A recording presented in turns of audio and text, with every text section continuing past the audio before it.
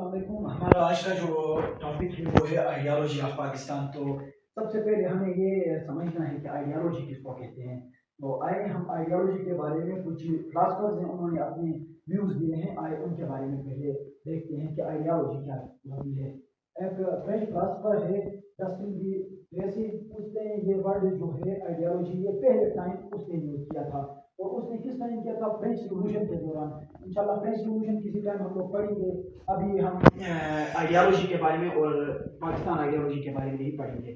تو French revolution کے دوران اس نے یہ ورڈ یوز کیا تھا, اور اس نے اس ورڈ میں یہ کہا تھا کہ اس ورڈ کو ڈیفائن اس نے کچھ اس طرح کیا تھا کہ دا سائنس آف آئیڈیاز, مطلب سائنس اس کو کہتے ہیں کہ ہم بہت سے تجربات کرتے ہیں, بہت سے ایکسپیریمنٹس وغیرہ کر کے ایک چیز ہمارے سامنے آ جاتی ہے.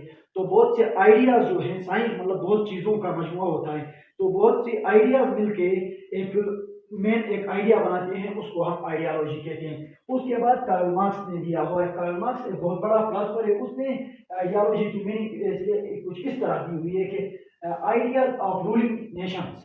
آئیڈیاز آف رولنگ نیشنز مطلب کولیکٹیو نیشن جو ہوتی ہے, رولنگ کولیکٹیو نیشن جو ہوتی ہے, اس کے آئیڈیاز.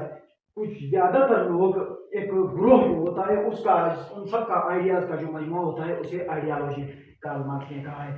کارل مینہم نے جو ہمیں اس پہ آئیڈیالوجی کے بارے میں جو بتایا ہے, اس میں یہ ہے کہ the conservative self seeking and the views of dominant class of society. ایک سوسائٹی کے ڈومیننٹ کلاس ایک سوسائٹی میں تین قسم کے کلاس ہوتے ہیں. ایک اپر کلاس ہوتا ہے, ایک لوور کلاس ہوتا ہے, ایک مڈل کلاس ہوتا ہے. جو اپر کلاس ہوتا ہے اسے ہم ڈومیننٹ کلاس بھی کہہ سکتے ہیں اور کور کلاس بھی کہہ سکتے ہیں. جو مڈل کلاس ہوتا ہے اسے ہم پریفری کلاس بھی کہہ سکتے ہیں اور مڈل کلاس بھی کہہ سکتے ہیں. اور جو لوور کلاس ہوتا ہے وہ سیمی پریفری کلاس کہتے ہیں اور وہ لوور کلاس بھی کہا جاتا ہے. تو اس نے کہا ہے کہ ایک سوسائٹی میں وہ جو اپر کلاس کے لوگ ہوتے ہیں ان کے ویوز اور اب ان کے ویوز سے اپنے بارے میں کچھ سیکھنا, ان کے ویوز سے خود سے کچھ سیکھنا, اور اس کے بارے میں اس مشاہدے کو, آئیڈیاز کو, ان آئیڈیاز کو کلیکٹیولی آئیڈیالوجی کہتے ہیں. اب آئیڈیالوجی جو ہوتا ہے وہ کیا چیز ہوتی ہے؟ اب آئیڈیالوجی کی اپنی ڈیفینیشن کرتے ہیں. Ideology contains set of proposals about human nature and society. ایک سوسائٹی اب بہت سے لوگوں کا مجموعے کو ایک سوسائٹی کہتے ہیں. تو سوسائٹی میں ہیومن نیچر کے بارے میں جو پرپوزل کے سیٹ اپ ہوتا ہے اسے آئیڈیالوجی کہتا ہے. اور یہ پرپوزل کس چیز کے about who? The proposal about human conditions, approaches and understanding of social and political system.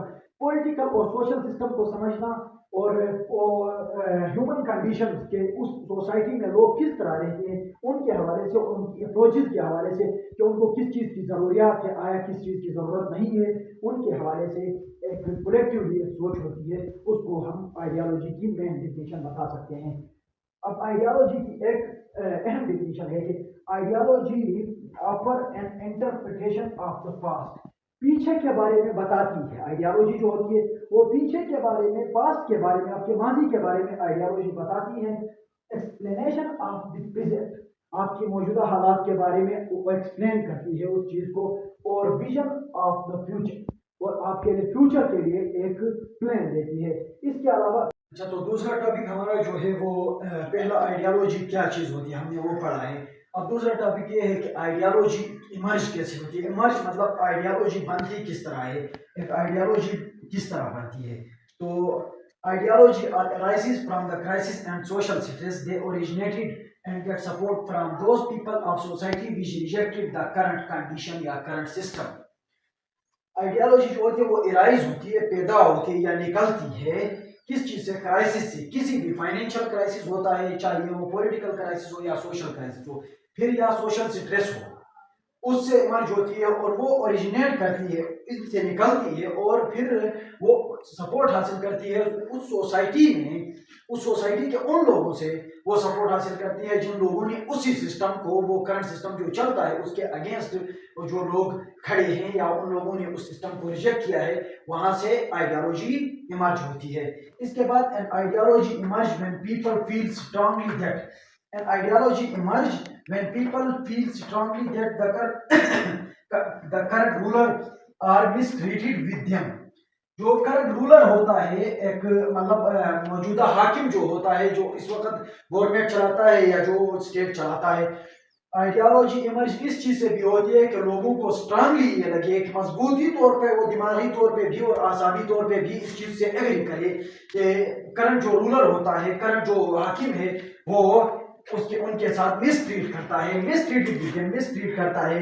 when the status is threatened by fundamental changes occurring in the society. اس سوسائٹی میں جو چینجنگ ہوتی ہے، فنڈامنٹل بیسک جو changes ہوتی ہے، وہ جب واقع ہوتی ہے اور اسٹیٹس تھریٹن ہوتا ہے، مطلب ان کی باتوں کو ان کی جو اسٹیٹس ہوتا ہے اس کو خطرات لاحق ہوتی ہیں.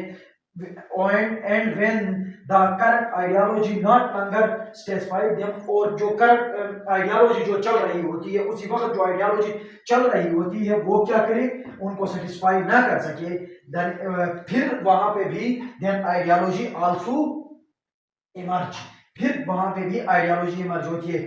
the nation are ignored by the ruler، یہ بھی ایک مطلب امپورٹنٹ ورڈ ہے، آپ کسی بھی ایگزام میں بھی پوچھا جا سکتا ہے کہ آئیڈیالوجی ایمرج کس بیس پہ ہوتی ہے. تو the nation are ignored by the ruler، حاکم کی طرف سے، ایک حاکم کی طرف سے اپنی قوم کو اگنور کرنا it also cause the ideology emerge، یہ بھی آئیڈیالوجی ایمرج کی وجہ بن سکتی ہے.